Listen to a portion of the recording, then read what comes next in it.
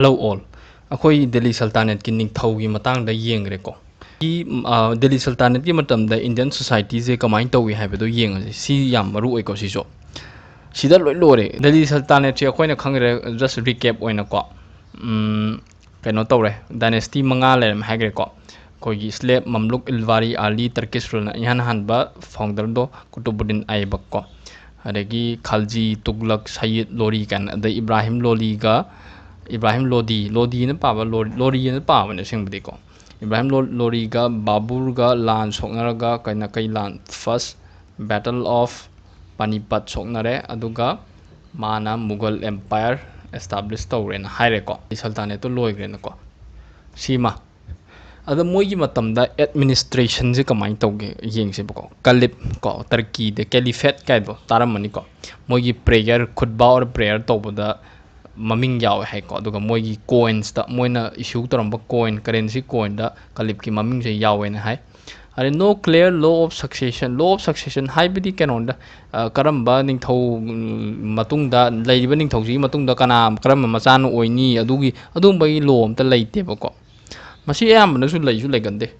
koi Manipur gi history da leibra leitabra haibasi thoidokna yamna clarity oina ubagi se kamai tawbono se khangde do direct am leibane khoi kano da khoi matam amada 4th century era da Manipur gi ni ko haije aduda ura konthauba na ningthom lerame ada ura konthauba se sigre ba ko leigidre ba ko si maidingu ura konthauba se aduda mai machanupa mari or mal o machanupa mari ne aduda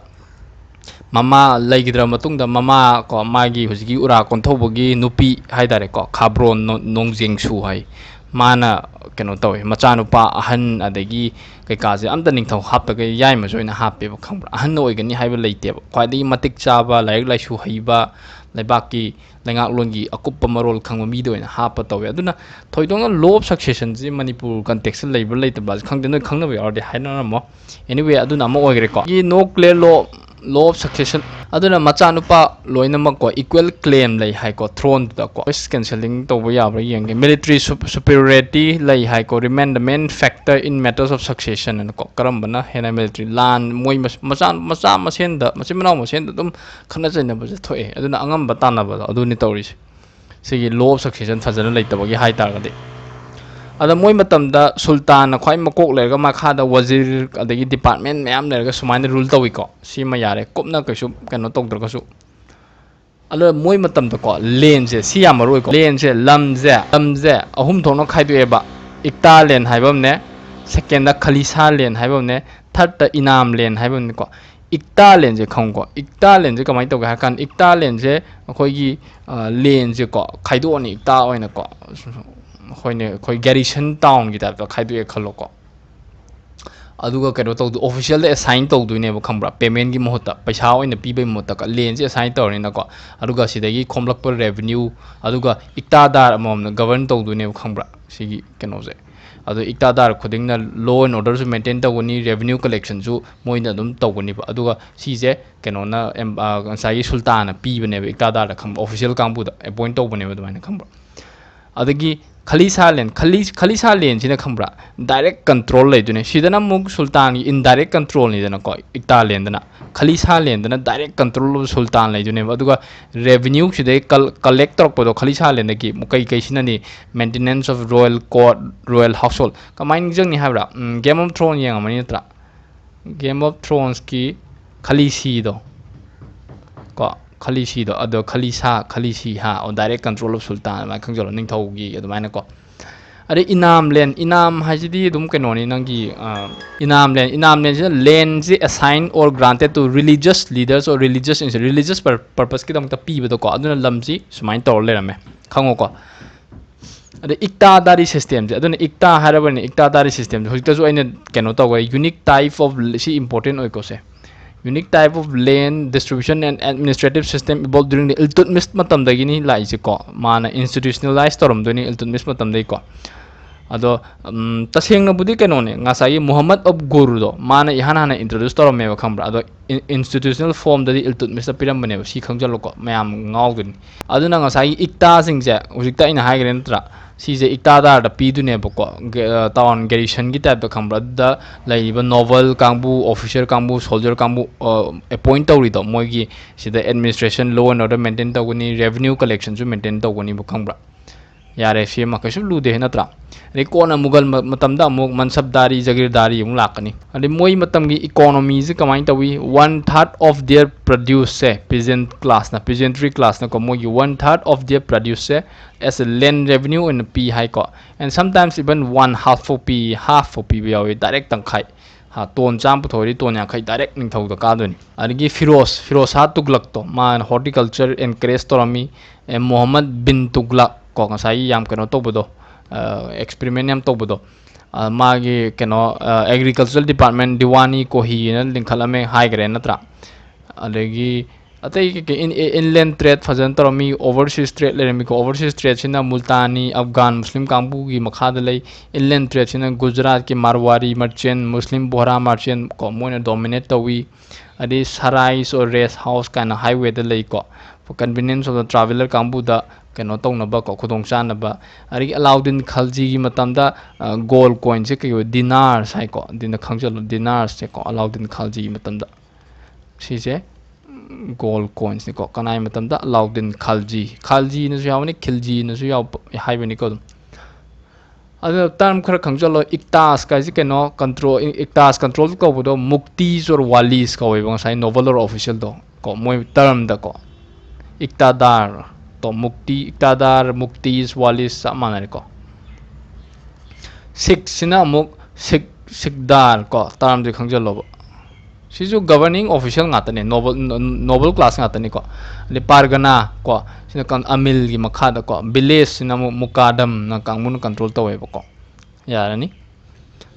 ꯃꯣꯏ ꯃꯇꯝꯒꯤ social life ꯀꯃꯥꯏꯅ ꯇꯧꯋꯤ ꯀꯣ traditional ꯀꯥꯁ system ꯂꯩꯔꯤ ꯀꯣ ꯕ꯭ꯔꯥꯍꯃꯤꯟꯁꯅ ꯑꯗꯨꯝ upper ꯁ꯭ꯇ꯭ꯔꯦꯇꯥ upper ꯇꯣꯞ ꯄꯣꯖꯤꯁꯟꯗ ꯂꯩꯔꯤ ꯃꯣꯏ ꯀꯥꯁ ꯍꯥꯏꯔꯥꯀꯤꯌꯦꯜ ꯁ꯭ꯇ꯭ꯔꯛꯆꯔꯗ ꯑꯗꯒꯤ ꯅꯨꯄꯤꯒꯤ ꯄꯣꯖꯤꯁꯟ ꯚꯦꯔꯤ ꯀꯩꯅꯣꯅꯤ ꯂꯩꯔꯤꯁꯦ ꯁꯕꯁꯔꯚꯤꯌꯦꯟ ꯄꯣꯖꯤꯁꯟꯗꯅꯤ ꯂꯩꯔꯤꯁꯦ ꯄ꯭ꯔꯦꯛꯇꯤꯁ ꯑꯣꯐ ꯁꯇꯤ ꯑꯗꯨꯝ ꯆꯠꯅꯔꯤꯀꯣ ꯋꯥꯠꯂꯤ ꯄ꯭ꯔꯦꯚꯂꯦꯟ ꯑꯣꯏꯔꯤ ꯁꯦꯀ꯭ꯂꯨꯖꯟ ꯑꯣꯐ ꯋꯨꯃꯦꯟ ꯑꯗꯒꯤ ꯋꯦꯔꯤꯡ ꯑꯣꯐ ꯄꯔꯗꯥ ꯁꯤꯁꯇꯦꯝ ꯃꯃꯥꯏ ꯈꯨꯝꯕꯗꯣ ꯈꯪꯉꯤꯀꯣ ꯎꯔꯝꯃꯅꯤ ꯃꯌꯥꯡ ꯅꯨꯄꯤꯅꯒꯩ ꯈꯨꯝꯕꯗꯣꯀꯣ ꯁꯤ ꯑꯞꯄꯔ ꯀ꯭ꯂꯥꯁ ꯋꯨꯃꯦꯟꯗ ꯌꯥꯝ ꯆꯠꯅꯩ ꯄꯔꯗꯥ ꯁꯤꯁꯇꯦꯝꯁꯦ ꯑꯗꯩ ꯁꯤꯁꯦ ꯀꯅꯥꯅ ꯍꯧꯗꯣꯛꯑꯝꯕꯅꯣ ꯍꯥꯏꯗ ꯑꯔꯥബ്ꯁꯀ ꯇꯔꯛ ꯀꯥꯡꯕꯨꯅ ꯍꯧꯗꯣꯛꯑꯝꯕꯅꯦꯀꯣ ꯄꯔꯗꯥ ꯁꯤꯁꯇꯦꯝꯁꯦꯀꯣ ꯑꯗꯣ ꯍꯧꯖꯤꯛꯇꯤ ꯍꯤꯟꯗꯨꯁꯨ ꯂꯣꯏ ꯇꯧꯕꯅꯤꯀꯣ ꯍꯤꯟꯗꯨ ꯋꯨꯃꯦꯟꯁꯨ ꯌꯥꯝ ꯀꯟꯅꯕꯨꯗꯤ ꯎꯔꯔꯣꯏ ꯈꯔ ꯗꯤꯜꯂꯤꯒꯤ ꯀꯩꯅꯣꯒꯨꯝꯕꯅ ꯑꯥꯎꯠꯁꯀꯠ ꯑꯦꯔꯤꯌꯥꯒꯨꯝꯕꯗꯗꯤ ꯈꯔ ꯑꯗꯨꯝ ꯊꯦꯡꯅꯕꯅꯦ ꯑꯗꯣ ꯃꯨꯁꯂꯤꯝ ꯈꯛꯇꯪꯅ ꯇꯧꯗꯦꯕ ꯍꯤꯟꯗꯨ ꯀꯥꯡꯕꯨꯁꯨ ꯑꯗꯨꯝ ꯇꯧꯋꯦꯕ ꯈꯪꯕ꯭ꯔꯥ ꯇꯁꯦꯡꯅ ꯍꯧꯗꯣꯛꯑꯝꯗꯤ ꯑꯔꯥꯞꯀ ꯇꯔꯛꯀꯅ ꯍꯧꯗꯣꯛꯄꯩ ꯋꯥꯅꯤ ꯒꯨꯒꯜꯗꯁꯨ ꯑꯗꯨꯝ ꯌꯦꯡꯉꯨ ꯑꯗꯒꯤ hindu ꯀꯥꯡꯕꯨꯁꯦ ꯖꯤꯃꯤꯁ ꯑꯣꯐ ꯄ꯭ꯔꯣꯇꯦꯛꯇꯦꯠ ꯄꯤꯄꯜꯅ ꯍꯥꯏ ꯑꯗꯣ ꯃꯣꯏꯒꯤ ꯇꯦꯛꯁꯁꯦ ꯖꯤꯖꯤꯌꯥ ꯇꯦꯛꯁ ꯑꯃꯀꯣ ꯁꯤ ꯅꯣꯟ ꯃꯨꯁꯂꯤꯝ ꯁꯕꯖꯦꯛꯇ ꯏꯝꯄꯣꯁ ꯇꯧꯕ ꯀꯩꯅꯣꯗꯨꯅꯤ ꯉꯁꯥꯏ ꯀꯩꯅꯣꯁꯨ ꯍꯥꯏꯈ꯭ꯔꯦ ꯅꯠꯇ꯭ꯔꯥ ꯑꯗꯒꯤ ꯖꯤꯖꯤꯌꯥ ꯋꯥꯁ ꯀꯂꯦꯛꯇꯦꯠ ꯑꯦꯁ ꯄꯥꯔꯠ ꯑꯣꯐ ꯑ ꯂꯦꯟ ꯇꯦꯛꯁ ꯀꯣ ꯐꯤꯔꯣꯁ ꯇꯨꯒꯂꯛꯅ ꯏ ꯁꯦꯄꯔꯦꯇꯦꯠ ꯏꯠ ꯐ꯭ꯔꯣꯝ ꯂꯦꯟ ꯔꯦꯚꯦꯅ꯭ꯌू ꯀꯣ ꯑꯗꯨꯒ ꯖꯤꯖꯤꯌꯥꯁꯦ ꯑꯦꯁ ꯑꯦ ꯁꯦꯄꯔꯦꯠ ꯇꯦꯛꯁ ꯑꯣꯏꯅ ꯀꯂꯦꯛ ꯇꯧꯔꯝꯃꯤ ꯀꯣ ꯃꯇꯝꯗꯨꯒꯤ social life taxation system art and ꯑꯥꯔꯀꯤꯇꯦꯛꯆꯔꯗꯤ ꯉꯁꯥꯏꯒꯤ ꯇꯔꯛꯁ ꯀꯥꯡꯕꯨ ꯂꯥꯛꯏꯁꯤꯅ ꯃꯣꯏꯒꯤ ꯑꯥꯔꯛ ꯑꯦꯟ ꯗꯣꯝ ꯁ꯭ꯇ꯭ꯔꯛꯆꯔ ꯂꯩꯗꯅꯀꯣ ꯑꯗꯨꯒꯨꯝꯕ ꯍꯧꯗꯣꯛꯑꯝꯃꯦ ꯁꯨꯃꯥꯏꯅꯒ ꯇꯧꯕꯗꯣ ꯊꯣꯡꯗꯒꯀꯣ ꯑꯥꯔꯛꯀꯤ ꯇꯥꯏꯞꯇꯒ ꯑꯗꯨꯅ ꯅꯣꯏ ꯄꯔꯖꯤꯌꯟ ꯀꯩꯅꯣꯗ ꯑꯦꯅꯤ ꯄꯤꯁ ꯑꯣꯐ ꯑꯥꯔꯠ ꯑꯗꯒꯤ ꯖꯥꯂꯤ ꯁꯤꯁꯇꯦꯝꯒ ꯂꯩꯔꯤꯁꯦ ꯁꯤ ꯄꯔꯖꯤꯌꯟ ꯏꯟꯐ꯭ꯂꯨꯌꯦꯟꯁꯇꯩ ꯉꯥꯛꯇꯅꯤꯀꯣ ꯑꯌꯥꯝꯕꯅ ꯑꯗꯒꯤ ꯑꯦꯛꯖꯥꯝꯄꯜꯁꯇ ꯀꯩꯅꯣ ꯇꯧꯕ ꯀꯨꯋꯥꯠ ꯎꯜ ꯏꯁꯂꯥꯝ ꯃꯣꯛꯁ ꯑꯗꯒꯤ ꯁꯤꯒꯨꯝꯕ ꯃꯌꯥꯝ ꯂꯩꯔꯦꯀꯣ ꯁꯤꯗꯤ ꯀꯩꯅꯣꯗꯁꯨ ꯌꯥꯎꯔꯅꯤ